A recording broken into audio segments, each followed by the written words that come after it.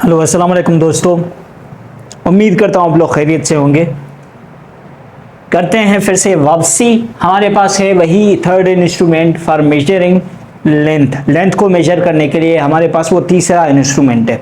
कल के लेक्चर में हमने पढ़ा था वर्नियर कैलिपर के बारे में। कैलिपर हमारे पास वही था, लेंथ को या डायमीटर को मेजर करने के लिए एक इंस्ट्रूमेंट था जो कि 1 मिलीमीटर के 10वें हिस्से तक यानी 1 mm को 10 हिस्सों में डिवाइड करके वो 10वां हिस्सा हमें बता रहा था, यानी 1/10 mm, यानी 1 mm को 10 हिस्सों में डिवाइड करके वो छोटा सा हिस्सा बता रहा था।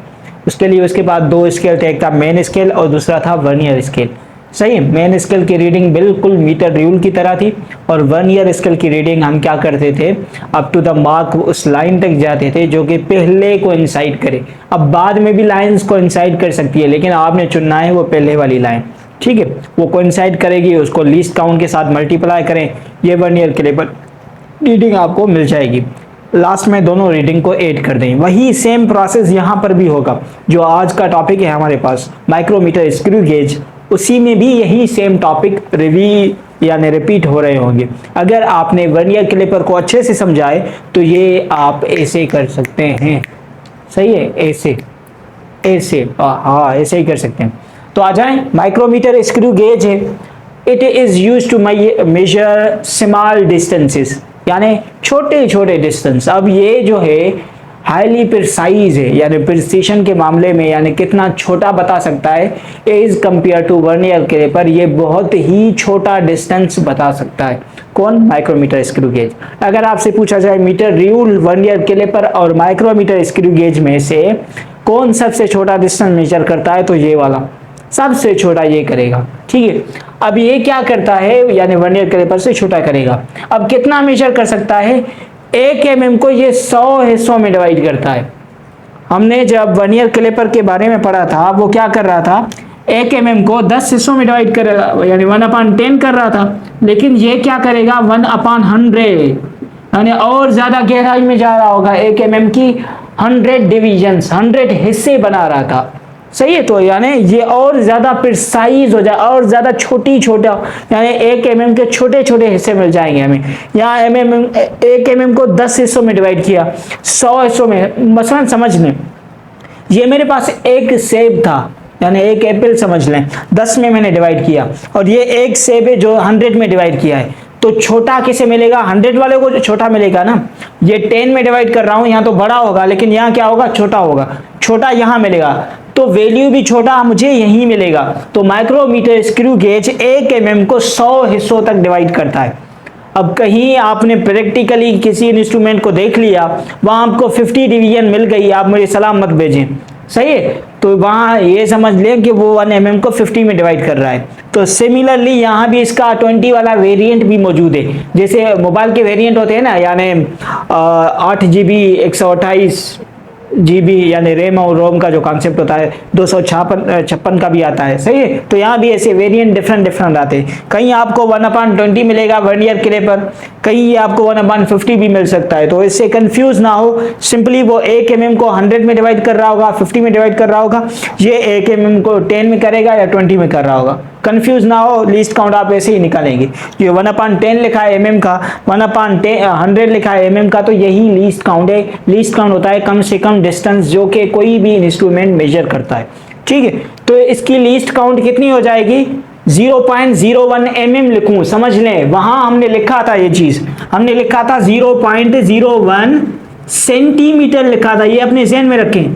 वहां सेंटीमीटर कितना था? 0.01, लेकिन यहां पर जो मिलीमीटर में उसका आंसर होगा वो होगा 0.01, और सेंटीमीटर में होगा 0.001 यानी 001। ठीक है, तो ये उसका सेंटीमीटर में होगा, ये उसका मिलीमीटर में वैल्यू लीस्ट काउंट का। ठीक है, तो यही आपके पास यानी माइक्रोमीटर स्क्रू गेज है जो कि स्मॉल डिस्टेंसेस को मेजर करेगा। है कौन साहब? यही जो आपके सामने ये छपा हुआ है, प्रिंटेड है बेचारा, यही आपके पास कौन है? माइक्रोमीटर स्क्रू गेज है। ठीक है, पहले समझ लें इसके अंदर कौन कौन सी चीजें हैं, कैसे कैसे मूव करती हैं, उसके बारे में समझें। उसके बाद हम ऑब्जेक्ट कहाँ फिट करते हैं, कैसे मेजर करते हैं, वो सारी चीजें लिखी हुई है, समझें। पहले आपके पास क्या होता है कि इसके अंदर ये जो चीजें ये समझ लें। अभी ये होता है रेचेट, सही है। रेचेट क्या करेगा, रेचेट होता है सिंपली एक नट समझ लें। जैसे आपके पास लिपस्टिक नहीं होती, लिपस्टिक में नट होता है। जैसे मैं लिपस्टिक ऑन करूंगा, यानी लिपस्टिक ऐसे जैसे रोटेट करूंगा तो वहां ऊपर से लिपस्टिक निकल रही होती है। सही है, जैसे ऐसे करते हैं लिपस्टिक ऊपर चली जा रही होती है। जैसे यानी रिवर्स कर दूंगा डायरेक्शन को, लिपस्टिक अंदर जाएगी। ये भी वही है रेचेट। अब रेचेट की मूवमेंट के साथ क्या होगा, ये जो आपके पास है ना थिम्बल, ये थिम्बल मूव करेगा, या तो आगे जाएगा या पीछे जाएगा इस स्केल पर। ये स्केल है आपके पास और ये स्केल है, दो स्केल है यहाँ पर भी। जैसे हमारे पास वहां था ना एक वर्नियर कैलिपर यानी वर्नियर स्केल था, दूसरा क्या था मेन स्केल। यहाँ भी आपके पास ये जो स्लीव है ना, स्लीव वाली, ये आपके पास मेन स्केल है। और ये जो थिम्बल है, थिम्बल स्केल भी आप इसे कह सकते हैं या फिर सर्कुलर कह सकते हैं। ये जो स्केल है ना पूरा सर्कल है, 0 से लेकर 100 तक इसमें डिवीजन होगी। 0 1 2 3 100 तक इसमें पूरी डिवीजन होगी, एक पूरा सर्कुलर होगा। ठीक है, ये स्लीव मेन स्केल, ये सर्कुलर स्केल। जैसे इसे मूव करूंगा ना, ये जो स्केल है सर्कुलर, ये भी मूव करेगा, या तो आगे जाएगा या पीछे, जैसे मैंने आपको लिपस्टिक का मिसाल दिया। और साथ ही साथ रिचेट क्या कर रहा होगा, इस स्पिंडल की मूवमेंट को भी कंट्रोल कर रहा होगा। ये स्पिंडल भी क्या करेगा, विद द रेचेट के साथ ये भी मूव कर रहा होगा, आगे जाएगा या पीछे जाएगा। ठीक है, अब ये जो एनविल है, ये एनविल फिक्स्ड होता है। स्पिंडल मूव कर रहा है, एनविल क्या होता है, फिक्स्ड होता है। अभी कोई भी ऑब्जेक्ट आपने मेजर करना है, जिसका डायमीटर आप मेजर करना चाहते हैं, आप यहां रखेंगे और स्पिंडल को यानी रेचेट को मूव करवाएंगे, स्पिंडल फिक्स करेंगे। अब जैसे वो ग्रिप कर लेगा ऑब्जेक्ट को, तब आप रेडी है फॉर द मेजरमेंट लेने के लिए, आप रीड करने के लिए रेडी। कोई भी ऑब्जेक्ट है, कैसे करेंगे आप, यहां पर रखेंगे एनविल और स्पिंडल के दरम्यान। ठीक है, इन दोनों के बीच में रखेंगे और वहां से क्या करेंगे, रेचेट को मूव करते जाएंगे। तो ये स्केल मूव करता जाएगा, मेन स्केल पर कोई ना कोई रीडिंग आ रही होगी और यहाँ पर स्केल, इस स्केल पर भी रीडिंग होगी, दोनों दे रहा होगा। और यहाँ ऑब्जेक्ट ग्रिप जब हो जाए, ग्रिप हो जाए, जैसे हमने वर्नियर कैलिपर को मूव करवाया ना, वर्नियर स्केल को, तो ऑब्जेक्ट को जब ग्रिप कर लेगा, वहां हम नट टाइट किया। यहाँ पर भी हमारे पास एक लॉक होती है, जैसे ऑब्जेक्ट टाइट हुआ, लॉक कर दें, अब आपका स्केल रेचेट के साथ मूव नहीं करेगा जब तक आप लॉक ऑन नहीं करते, ऑफ नहीं करते। सही है, तो लॉक जैसे आपने लगा दिया तो ये मूव नहीं करेगा। अब आप अपना ऑब्जेक्ट हटा लें, अब आप रीडिंग लेने के लिए तैयार है। ठीक है, समझ आ गया कि ऑब्जेक्ट को हम क्या करते हैं, एनविल और स्पिंडल के दरमियान रखते हैं। अब स्पिंडल की मूवमेंट यहाँ रेचेट कंट्रोल करता है। जैसे मैंने आपको लिपस्टिक का मिसाल दिया कि लिपस्टिक में जो हम नीचे से दबा रहे होते हैं, स्क्रू को मूव करवा रहे थे, लिपस्टिक निकलती है, तो ये स्पिंडल आगे पीछे होता है with the movement of spindle. ये जो स्केल है वो भी इसके साथ मूव कर रहा होगा, या तो वो आगे जाएगा या पीछे जा रहा होगा। ठीक है, अब समझ ले, अब आपने क्या किया, कोई ऑब्जेक्ट यहाँ पर रखा, वहां से रेचेट मूव करवाया, स्केल पर कोई ना कोई मेजरमेंट आ गई, ये आपके पास स्पिंडल आ गया। सही है, मसलन समझ ले, रीडिंग के लिए थ्योरी लिखी गई है, वो आप आराम से समझ लेंगे। अब रीडिंग लेने का तरीका क्या होता है, पहले सबसे पहले आप मेन स्केल को पढ़ें। सही है, मेन स्केल को जैसे हम पढ़ते थे वैसे पढ़ें, लेकिन यहाँ कुछ डिफरेंसेस है as compare to vernier caliper के। वर्नियर कैलिपर में क्या था कि आपके पास जो रीडिंग थी मीटर रूल की तरह थी, यानी सेंटीमीटर्स भी थे, मिलीमीटर्स भी थे। यहाँ आप सेंटीमीटर से कोई भी वास्ता नहीं है आपका, यहाँ सिर्फ क्या है आपके पास, मिलीमीटर्स। यहाँ मिलीमीटर्स की लाइन होगी, ये जो मेन स्केल होगा मिलीमीटर्स में होगा, और ये जो सर्कुलर स्केल होगा वो 1 mm को 100 डिवीजन्स में डिवाइड करेगा, यानी 100 लाइन्स में डिवाइड करेगा। जैसे वर्नियर कैलिपर 1 मिलीमीटर को 10 लाइनों में डिवाइड कर रहा था ना वर्नियर स्केल पर, वैसे ये क्या करेगा, मेन स्केल की रीडिंग को, वो जो 1 mm है उसे 100 डिवीजन में डिवाइड करेगा इस सर्कुलर स्केल में या थिम्बल स्केल में। ये मेन स्केल, ये थिम्बल स्केल, दो स्केल जो होते हैं हमारे पास। ठीक है, तो क्या हुआ कि आपने देखा कि आपने मेजरमेंट लेना शुरू की और आपकी जो मेजरमेंट है कुछ इस जगह रुक गई है। सही, यानी कुछ ऐसे आ गया। अब ऐसे कैसे पढ़ेंगे, सबसे पहले मेन स्केल को पढ़ें। अब इसके लिए समझे, मेन स्केल को पढ़ने के लिए, अब मेन स्केल एक तो mm में, किसमें, मिलीमीटर्स में। ये याद कर लें कि हमारे पास ये mm रहा, तो हम लीस्ट काउंट भी mm वाली लेंगे, 0.01 mm। ठीक है, mm, ये 0 के बाद ये नीचे वाली जो लाइन है ना, ये 0.5 के लिए, अगर वो आपको नजर आ रही है दिखती हुई तो पढ़े, नहीं आ रही तो छोड़ दें। 0, 0.51, 1.52, ये 2 तक हमारी रीडिंग गई। आगे कुछ नजर नहीं आ रहा तो हमारे पास मेन स्केल की रीडिंग क्या आ गई, 2 आ गई। क्या आ गई मेन स्केल की रीडिंग, 2 mm। क्या आ गई, 2 mm। अब 2 mm में हम क्या करेंगे, ये वाला जो हिस्सा है ना, यानी 2 से आगे ये जो डिस्टेंस है, ये वाला, ये कितना है, ये चीज बताएगा ये सर्कुलर स्केल। यानी ये 2 से जो छोटा सा अब जो इतना सा डिस्टेंस है ना, ये कितना आगे है ये चीज़ कौन बताएगा? ये सर्कुलर स्केल बताएगा। अब सर्कुलर स्केल को कैसे पढ़ेंगे? अब ये सर्कुलर स्केल की ये वाली जो लाइन है इसे डाटम लाइन कहा जाता है या main line. Main line of main scale सामने किस रीडिंग के साथ, सामने किस पॉइंट के साथ कोइंसाइड कर रही है वहां तक रीड करें। सही है, यानी ये जो मेन लाइन है, मेन स्केल की मेन लाइन, ये बीच वाली, ये नहीं, ये भी नहीं, ये जो बीच वाली लाइन है ना, इस बीच वाली लाइन को, ये वाली लाइन, इसको आपने चेक करना है कि वो उस सर्कुलर स्केल की किस लाइन के साथ सीधी जा रही है। सीधी यानी सीधी कोइंसाइड कर रही हो। जैसे वहां देख रहे थे हम वर्नियर कैलिपर में, तो आपने देखा 15, 20, 21, 22, 23, 24, 25 वाली लाइन क्या कर रही है? बिल्कुल सीधे जा रही है। तो 25 आपके पास क्या आ गई? वर्नियर स्केल की यानी सर्कुलर स्केल की रीडिंग आ गई। अब सर्कुलर स्केल या वर्नियर स्केल की रीडिंग को हम क्या करते थे? लीस्ट काउंट के साथ मल्टीप्लाई करते थे। लीस्ट काउंट क्या है? 0.01, तो इसे मल्टीप्लाई करेंगे 0.01 के साथ। आंसर क्या आएगा? 0.25 mm आंसर आएगा आपका। ठीक है, ये मेन स्केल की रीडिंग, ये सर्कुलर स्केल की रीडिंग, दोनों को ऐड कर दें। ये 2.00, ये 0.25, दोनों को ऐड किया, आंसर क्या आया? 2.25 mm इज आवर आंसर। सही है, तो ये हमारा आंसर हो जाएगा।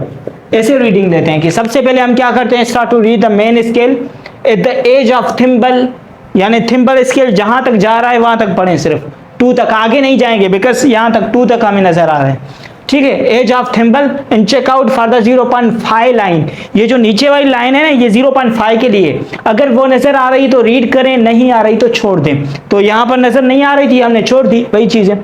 Check out for the circular scale, circular read it up to the line which coincide with the main scale, यानी main line of main scale. उस लाइन को देखना है जो कि बिल्कुल सीधी हो, यानी कोइंसाइड कर रही हो विद द मेन लाइन। ये वाली मेन लाइन है, ये नहीं है, ये वाली मेन लाइन के साथ कोइंसाइड कर रही हो वहां तक। Multiply the reading with the least count 0.01 mm। Centimetre मैंने क्यों नहीं ली? बिकॉज दोनों रीडिंग mm में यूनिट सेम होंगे तभी मैं ऐड कर पाऊंगा, तो इस वजह से हमने mm वाली ली। अगर आपसे सेंटीमीटर में मांग रहा है तो लास्ट वाली जो रीडिंग है उसे सेंटीमीटर में कन्वर्ट कर दें। मैंने आपको सिखाया था पहले, अगर नहीं आ रहा दोबारा से मैं ऐसे करूंगा, लास्ट में कैसे कन्वर्ट करते हैं बता रहा हूँ। ठीक है, तो आप क्या करेंगे? 0.01 के साथ मल्टीप्लाई करेंगे तो ये हो जाएगी फुल रीडिंग, यानी ये जो डिस्टेंस है ना 2 से थोड़ा सा आगे, वो कितना है? जब 0.01 के साथ मल्टीप्लाई करेंगे, इसका मतलब क्या है समझे? आप समझें थोड़ा सा। वो जो छोटा 100 हिस्सों में मैंने डिवाइड किया था ना, छोटा हिस्सा जैसे सेब था मेरे पास, उसे 100 हिस्सों में मैंने डिवाइड किया, तो यहाँ 1 mm है, उसे 100 हिस्सों में हमने डिवाइड किया। छोटा हिस्सा किसी के पास जा रहा होगा, यानी 100 लोग बिठाए, उसको एक सेब का वो जो छोटा हिस्सा जाएगा ना, वो कितना होगा? 0.01 इतना होगा। अब अगर आपको 25, 30 जो भी मिल रहा है, इसका मतलब क्या है? 0.01 को 25 मरतबा ऐड करो या 25 टाइम्स करो, यानी मल्टीप्लाई करो 25 के साथ, वही करते हैं। तो हम क्या करते हैं? 25, 30 जितनी भी मिल रही है उसे मल्टीप्लाई करते हैं with the least count. Last में क्या करते हैं? मेन स्केल की रीडिंग और सर्कुलर स्केल की रीडिंग को ऐड करके रखेंगे, हमें क्या मिल जाएगा? फुल रीडिंग मिल जाएगी। वही 3 स्टेप आपके पास मिली हुई। सही है, इन 3 स्टेप से आप अपनी रीडिंग सही से ले सकते हैं। अभी ये है मेरे पास वो ये स्केल सेम वाला, मैंने क्या किया? किस चीज़ को मेजर किया, यहाँ तक आ गई है। अब आप पहले मुझे बता दें यहाँ पर मेन स्केल की रीडिंग क्या होगी।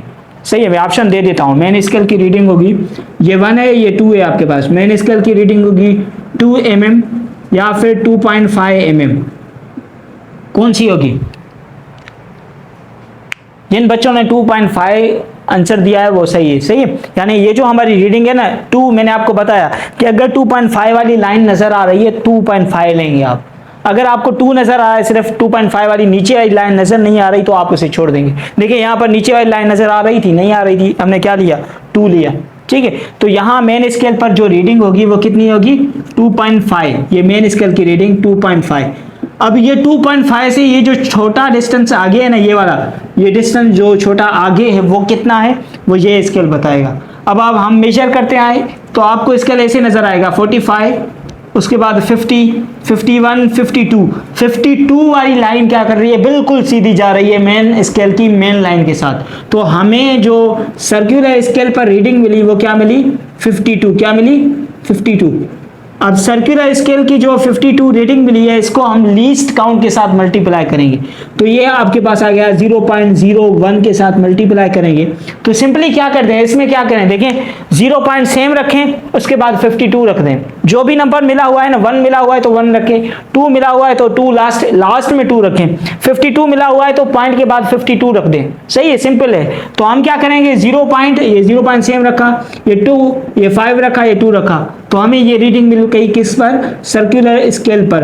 अब ये मेन स्केल की रीडिंग, ये सर्कुलर स्केल की रीडिंग, दोनों को ऐड करेंगे, पॉइंट के नीचे पॉइंट देते हैं, ये 2.5 आ गया आपके पास, ये पॉइंट दी 0.52, ये और रीडिंग है, दोनों को ऐड कर दूं अगर मैं, ये क्या आएगा मेरा आंसर, ये 2 आ गया आपके पास, ये 5 फायदा कितना हो जाएगा 10, 0 मैंने यहाँ पर रखा, ये 1 ऊपर चला गया, ये मेरे पास आ गया 3.02 mm इज द आंसर। सही है, 3.02 इज द आंसर, ये हमारा आंसर आ गया। ठीक है, ये आंसर आ गया आपके पास, 3.02 इज द आंसर। ठीक है, इस आंसर में आपको कुछ नजर आ रहा है, कुछ चीज नजर आ रही है कि सर अगर ये 3 mm था तो हमारी लाइन जो है 2 पर क्यों रुकी, 2.5 के ऊपर क्यों रही, 3 से आगे क्यों नहीं गई।